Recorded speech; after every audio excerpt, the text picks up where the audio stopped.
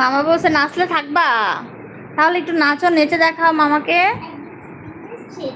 হ্যাঁ শোনো শোনো, একটু নেচে দেখাও তো কিভাবে স্যার স্যার যে তোমাকে কিভাবে বলে নাচতে, একটু দেখাও তো